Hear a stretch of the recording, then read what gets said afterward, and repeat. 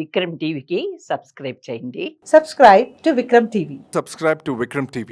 Subscribe to Vikram TV. Subscribe to Vikram TV. Please like, share and subscribe to Vikram TV. వకల భరణం గారు టోటల్గా చూస్తే మీరు BC ఊపిరి మీరు పీల్చుకునేది కూడా బీసీ ఉన్నది, మాట్లాడింది కూడా బీసీ ఉన్నది. నేను టోటల్ ఇంటర్వ్యూలో చూస్తే కూడా బీసీల కోసం పక్షం నిలబడి పోరాటం చేస్తూనే ఉన్నారు మీరు.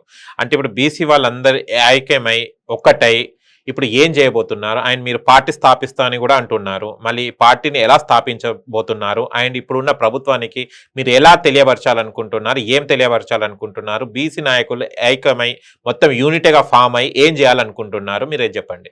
ఇప్పుడు మిత్రమా పప్పు, మనము కొన్ని వాస్తవాలను వాస్తవంగా మాట్లాడుకోవాలి.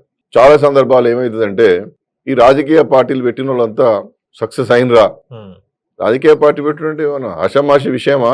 పెద్ద విషయం అది, చాలా పెద్ద విషయం కదా. చదువుకొని పోయిన రోజులు ఈ నావలేని పడవకు ఇది సాధ్యమా అనేటువంటి విషయాలు కూడా చర్చించేటటువంటి ఉన్నాయి. చర్చోపచర్చలు జరుగుతాయి. నేను మాట్లాడుతా అంటే ఈ వక్లవనం అనటం కొంచెం ఏదో జరిగిందిరా, పీచు బాగానే కొడతాను కానీ కొంచెం ఆరోగ్యం సమస్య ఏమైనా వచ్చిందా అని చెప్పి అనుకునే వాళ్ళు కూడా ఉంటారు. కానీ నేను అంత అర్ధరహితంగా, అనాలోచితంగా, విజ్ఞానం లేకుండా నేను మాట్లాడతలేను. బీసీలు సంఘటితం అవుతున్నారు. ఒక్క తెలంగాణనే కాదు, దేశవ్యాప్తంగా సంఘటితం అవుతున్నారు. అదృష్టవశాత్తు ఉత్తర భారతదేశంలో మహనీయుల యొక్క ప్రభావం వల్ల వాళ్ళు రాజ్యాధికారంలోకి వచ్చేసారు. దురదృష్టవశాత్తు ఉమ్మడి రాష్ట్రంలో కానీ తెలంగాణలో కానీ బీసీలు రాజ్యాధికారంలోకి రాలే. ముఖ్యమంత్రి కాగలిగిన వాళ్ళు, పార్టీ పెట్టే స్థాయి ఉన్నటువంటి వాళ్ళు కూడా ఎందుచేతనో వెనకకి వెళ్ళిపోయారు.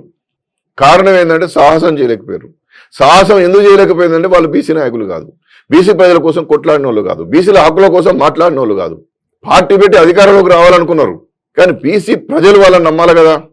వారి హక్కుల కోసమో వారి సమస్యల్లో ముందుండి పరిష్కరించేటటువంటి నాయకత్వాన్ని వహించినటువంటి వాళ్ళైతే ఏనాడో ఈ ఉమ్మడి రాష్ట్రంలో కానీ తెలంగాణలో కానీ బీసీ పార్టీ ఏర్పడేది.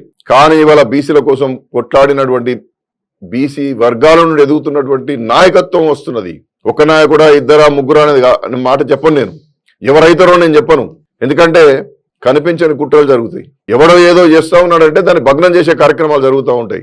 అందుకే నేను చాలా ఛానళ్లలో మాట్లాడుతున్నప్పుడు సమిష్టి నాయకత్వం, సమిష్టి ఆలోచనలు, సమిష్టి ఎజెండా ఇవన్నీ కూడా గ్రామానికి పోయి ప్రజలందరూ కూడా కార్యోన్ముఖులు అయిన తర్వాత జెండా గురించి మాట్లాడతాం, తర్వాత పార్టీ, రాజకీయ పార్టీ గురించి మాట్లాడతాం. మేము కూడా విఘ్నులమే, మేము కూడా ప్రతిభావంతులమే. మేమేం ఆలోచన లేనటువంటి వాళ్ళం కాదా? ఆలోచన పరులు అనేటువంటి వాళ్ళు ఉన్నతమైనటువంటి ఆధిపత్య కులాల్లోనే లేరు. ఆలోచన పరులు బలహీన వర్గాల్లో కూడా చాలా దండుగా ఉన్నారు. కాబట్టి తెలంగాణ రాష్ట్రంలో కదలిక మొదలైంది. మరీ ముఖ్యంగా ఈ కాంగ్రెస్ పార్టీ రేవంత్ రెడ్డి ఆధ్వర్యంలో ఇక్కడ కాంగ్రెస్ పార్టీ అధికారంలోకి వచ్చిన తర్వాత మరీ ముఖ్యంగా ఎదురైంది.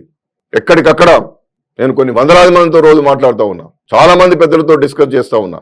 నేను అనేకమైనటువంటి మీలాంటి ఛానల్స్ లో మాట్లాడుతూ ఉంటే ఇవి విన్నటువంటి పెద్దలందరూ కూడా అమోఘమైనటువంటి సలహాలు ఇస్తూ ఉన్నారు. ఎస్, మనం అందరం సంఘటితం అవుదాం, మా సమయాన్ని మేము పూర్తి వెచ్చిస్తాం, గతంలో వృధా చేసినాం, ఇక చెయ్యం, నడుద్దాం, మేము ఎవరెవరం ఏం చేయాలో మేమందరం కూడా దీనిలో కార్యోన్ముఖులం అవుతాం అనేటువంటి ఒక ధైర్యాన్ని నింపాదిగా ఇస్తా ఉన్నారు. కాబట్టి ఖచ్చితంగా తెలంగాణ రాష్ట్రంలో స్థానిక సంస్థల్లో ఎక్కడికక్కడ పోటీ చేసేటటువంటి తత్వాన్ని రగులుస్తున్నాం. అవకాశం ఉన్నటువంటి వాళ్ళందరినీ కూడా సమాయత్తం చేస్తా ఉన్నాం. స్థానిక సంస్థల్లో మొదలైనటువంటిది సాధారణ ఎన్నికల నాటికి ఇది ఖచ్చితంగా రాజకీయ పార్టీగా రూపాంతరం చెందుతుంది. ఎజెండా వస్తుంది, జెండా వస్తుంది, పేరు వస్తుంది. ఆ ఎన్నికల్లో పోటీ చేస్తాం. అధికారాన్ని కూడా ఎట్లా కైవసం చేసుకుంటామో మాకున్నటువంటి విఘ్నత, విచక్షణ మాకున్నది. కాబట్టి ఇంకా మమ్మల్ని మోసం చేసే ప్రయత్నం ఎవ్వరు చేయొద్దు. మేము ఎవరిని నమ్మము. మేమే రాజ్యాధికార స్థాపన దిశగా పోతున్నాము. మా ఆలోచనలు మాకున్నాయి. మీరిచ్చిన హామీలు మాత్రం నెరవేర్చుకోవాలి. మీరు మాట చెప్తే మాత్రం మీ అంతు చూస్తాం. ప్రజాస్వామ్యంలో ఉన్నటువంటి అన్ని ఆయుధాలను మేము వాడుకుంటాం. ఓటు హక్కును వాడుకుంటాం. సామరస్యంగా, శాంతియుతంగా వివిధ రూపాల్లో నిరసనలు వ్యక్తం చేస్తాం, ప్రదర్శనలు చేస్తాం. మా శక్తిని మేమేందో ప్రదర్శిస్తాం. కాబట్టి ఇవాళ రేవంత్ రెడ్డి గారి ప్రభుత్వానికి మనవి చేసేది, కామారెడ్డి బీసీ డిక్లరేషన్ లో ఉన్నటువంటి అన్ని కూడా మేము నెరవేర్చకపోతే మరో స్వాతంత్ర సమరం లాంటి ఉద్యమం ఈ రాష్ట్రంలో నిర్మాణం జరుగుతుంది. 42% మీరు బీసీలకు స్థానిక సంస్థల్లో రిజర్వేషన్ ఇవ్వకపోతే స్థానిక సంస్థల నుండే ఈ ప్రభుత్వం యొక్క వైఖరిని ఎండగడుతూ మా సంఘటిత శక్తిని మేము ప్రదర్శిస్తాం. కాబట్టి ఆలోచన చేసుకోండి, ప్రజాస్వామ్యయుతంగా ఆలోచించండి. రాగ ద్వేషాలతో కాకుండా ప్రేమతో, అభిమానంతో రాజ్యాంగం మీద ప్రమాణం చేసినటువంటి వారుగా ప్రజాపాలన అందించండి. ప్రజల యొక్క అభిమానాన్ని పొందండి. మీరు ఇచ్చిన హామీలకే అధికారంలోకి వచ్చారు. ఆ హామీలను నెరవేర్చుకోమని చెప్పి ప్రజాస్వామ్యయుతంగా మిమ్మల్ని మేము విజ్ఞప్తి చేస్తా ఉన్నాం. మీరు పాటించకపోతే మాకు కూడా రాజ్యాంగం అనేకమైన హక్కులు ఇచ్చింది. ప్రజాస్వామ్యంలో నిరసనలు ఎట్లా తెలపాలనో మాకు చట్టం మాకు అన్ని నేర్పింది. మాకు ఉద్యమాలు చేయడం కొత్త కాదు.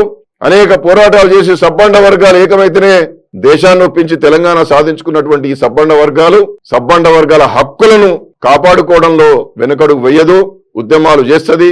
ప్రజలందరూ సమాయత్తమైనరు.